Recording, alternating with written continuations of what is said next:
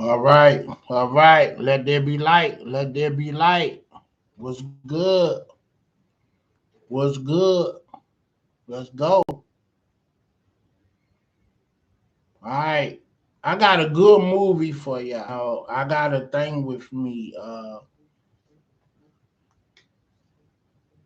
I got a thing with me that I like to go back and watch vintage black cinema. Through all the years. And I have a unique way of doing it. I pick a letter A, B, C, or D. The last one was like C that I watch. Um, you know, uh, you know, the the movie that I just watched was Cora Unashamed, which is a good movie, and then what came on after that was Give Me Five on the Black Hand Side, which is a good movie. But in the title, I'm highlighting uh Fuller Barbershop. That's my childhood barbershop that I grew up in. And probably a year or two ago I went to just walk through the neighborhood, at 7th Street by the Navy Yard where I grew up at, which is off the Cape of Dwellings. And I parked up there by Fuller Barbershop and I peeked in there and Fuller's still there. So he should be about 88 years old now. And he been in that community cutting hair 50 years. I vividly remember when I first went there, my grandmother took me there. They were all friends because they used to hang out at a spot called the Beer Garden. And it was a row house right there by the Navy Yard. There used to be, a card playing spot where they partied at. You know what I'm saying? Back in the day, people didn't really go to clubs.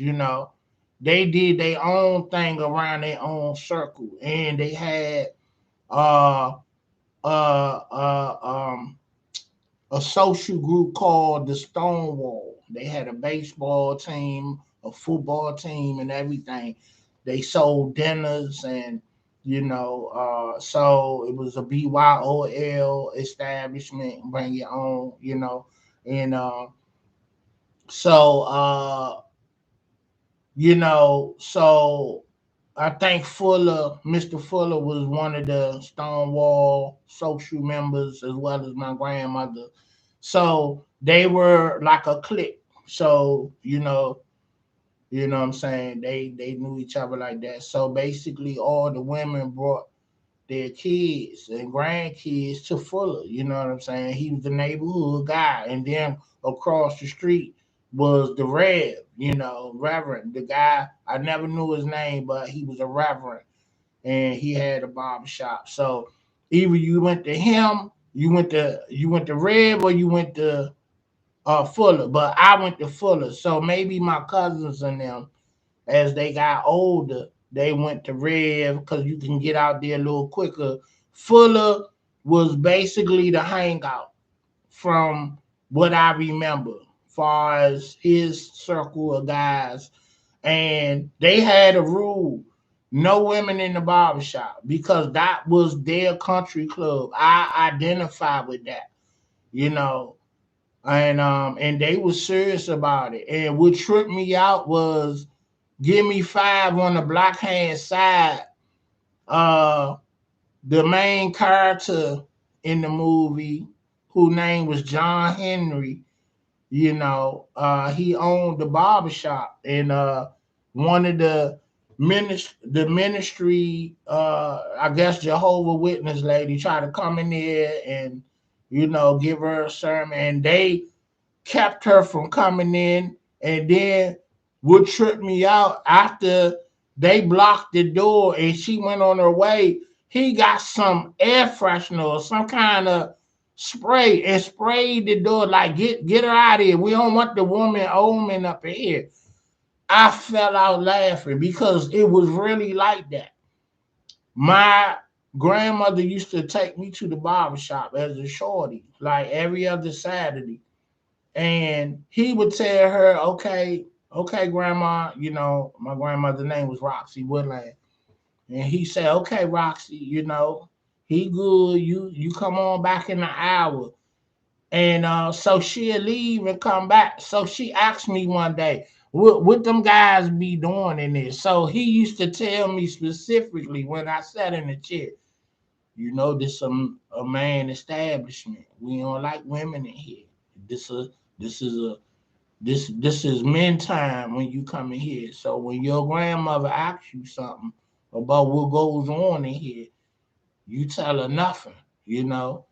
Everybody sitting around watching the game, but the truth was they was in there getting their little nip on their drink, and if they smoked, they went outside, respectfully, and cigars, cigarettes, or whatever. But it was their getaway. The barber shop was the country club in the hood, any barber shop. So I identified with that, and they didn't like women in there. Now it's, women can come and get their hair cut.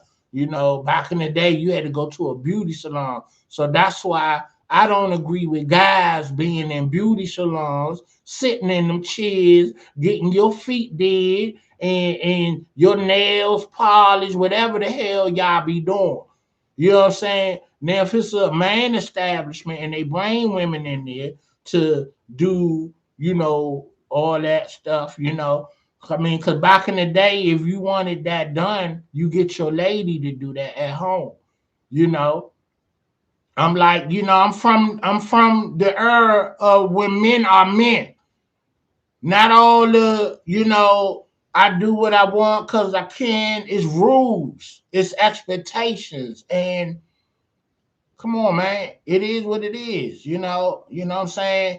I said before, if you look like you can be taken advantage of, that's what's gonna happen to you. Somebody gonna try you. So it's a certain, aura about you that men supposed to have. And women, that's how they chose their guys. You needed to be a rough, rugged, and raw dude.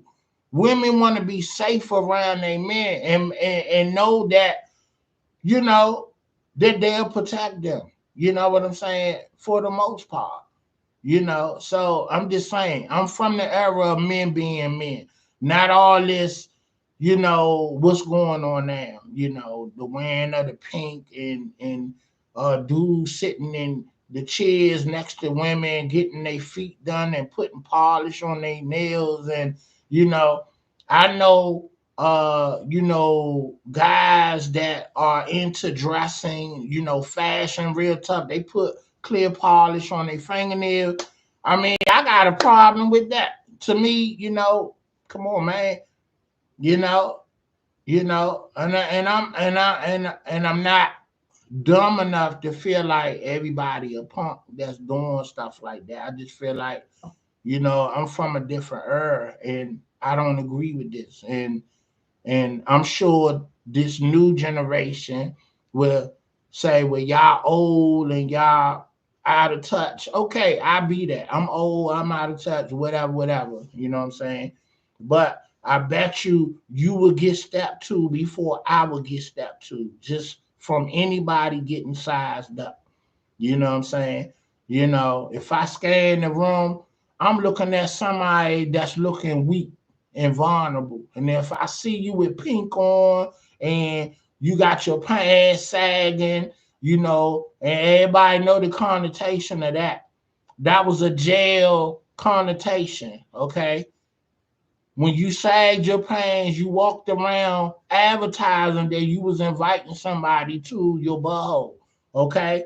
So if you didn't know that, you welcome. That's what that was about. So I don't know who made that a fad and everybody following that. So it's a monkey see, monkey do with kids. And we know that, you know.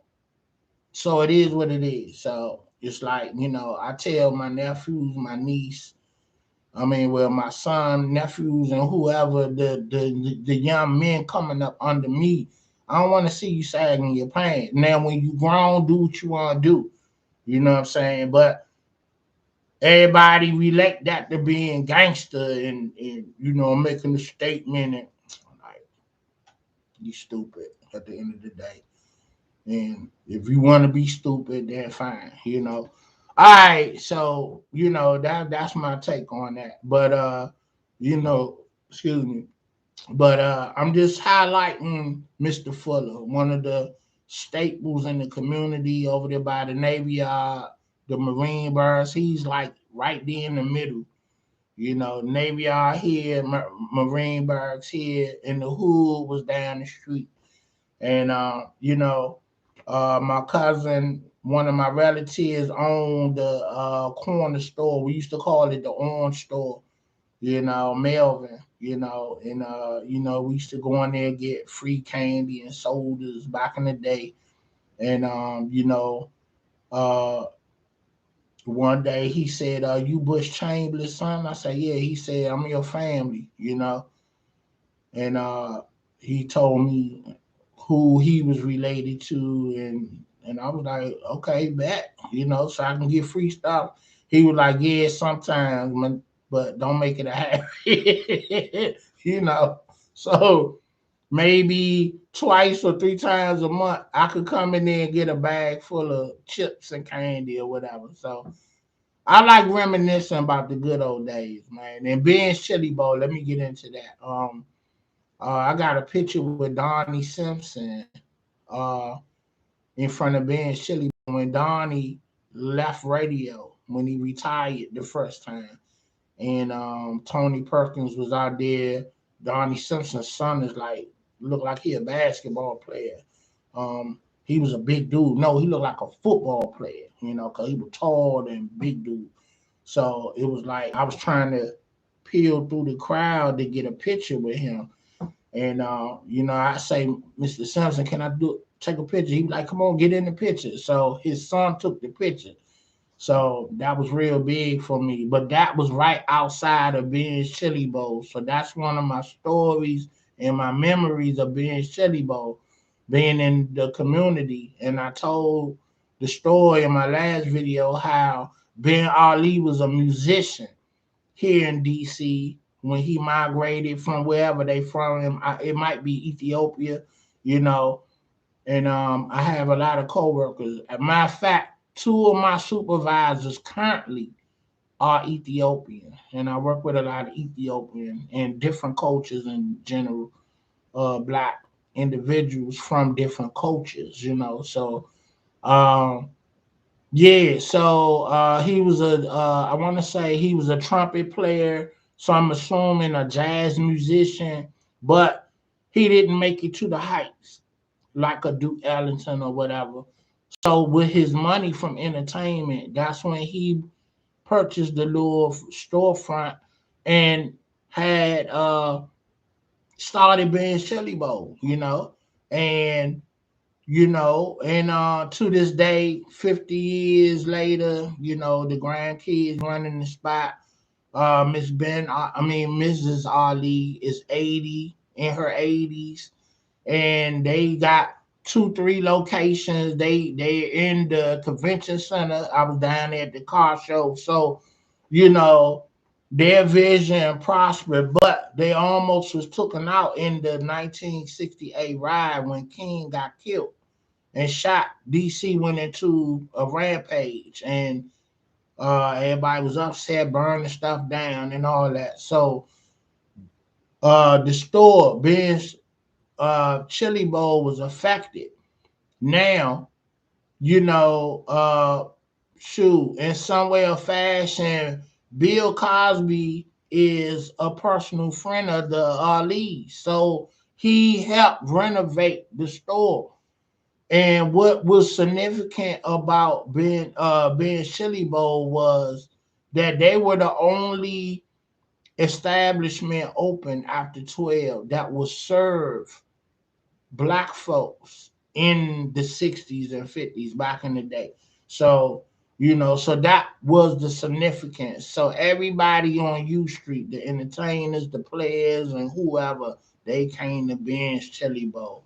So that's why there are and there is a staple and a landmark. And then they got their wall of fame on the side of the building. If you go over there, they got paintings of all the greats from DC: Russ Parr, Donnie Simpson, Sugar Bear, Chuck Brown, and I'm gonna get up there to U Street too soon. The next time I'm up there, I'm gonna go to the flower shop of Lee's flower shop to take pictures of the grandparents that started the flower shop up there. So we got two major landmarks that I felt that needed to be highlighted for Black history, here in DC, you know. And so that's what I'm doing for the whole month. I'm gonna be bringing landmarks here in DC that need to be championed and put on, you know, uh, that need to be looked at and celebrated, and just doing my part, to honor the past, and the history that I done grew up on here in the city. You know, if you haven't been to the Frederick Douglass House over in Southeast, you need to do yourself a favor and do that. When Frederick Douglass worked at the Capitol, he walked every day from his house to the Capitol and back, and he knew Lincoln, President Lincoln, personally, and he would walk over. He walked everywhere back in the day, so that's how he stayed in shape. And they named the Frederick Douglass Bridge after him because he would walk that bridge from Anacostia down to the Capitol and back. So yeah, he was amazing guy. um, so he has a statue in the visitor center. They have a visitor center right under the house on the side that you can go in and just look up the history of Frederick Douglass and his contribution to America. And it's just very vintage, and you feel the history when you walk up in there. So I just talked to my mom-in-law in New York. I said, when I come back up there, you know, uh, when this COVID is over, or it done gotten safe to travel up there, I want to go to the ballroom where Malcolm X was shot at, and they have a statue of him there, and I want to be in the presence of that history, and I have pictures with King statue, Dr. King, Marion Barry. I want that picture with Malcolm X and Adam Clayton Powell, the congressman from Harlem. So these are the statues that's on my mind right now. And I got one with Frederick Douglass. You know, these are the history and the iconic people that I admire, and that gives me a sense of me being in their presence, even in death, their statues. So, if I ever become rich and on my estate, when I buy me a big mansion, I'm gonna have me a statue made out in front of my house. You know what I'm saying? So when you roll up in my gates, that will, be surrounded of my house, you'll see my statue standing right there in the middle, with a water, something, water coming out of it. It's going to be a nice setup. And so I'm at 20 minutes right there for a second video. I got to go. And, they talking about rain today and all this and that. So, y'all be safe. They talking about it's going to turn into to ice in the morning. It's going to rain that much when the temperature fall and all that. So y'all be safe. And I see y'all on the next round. And we're gonna talk about some more great establishments and landmarks and exciting people that really done made history for us to talk about them. So, all right, this Big Dave again. Like, share, subscribe, and I appreciate you. Peace. I'm almost at 100, no, 1,000 views with the Alpo and Rich Porter story, and I'm gonna do a separate video for that to thank everybody for the views. And I feel like I'm really legitimately a part of this podcast forum now because of that. That solidified me to have 1,000 views on one video, and I got almost 7,000 collectively. So I'm still working on my subscription to get that up. I'm getting there. And as I watch all the successful podcasts, they've been in the game about 5 years or better, doing the numbers that they do. So I'm gonna take my time and I'll get there to get monetized and woo, whatever, and what's for you will be for you because God ordained it already. So it's gonna be what it is. So all right, man, I'm getting out of here. Peace. Have a good day.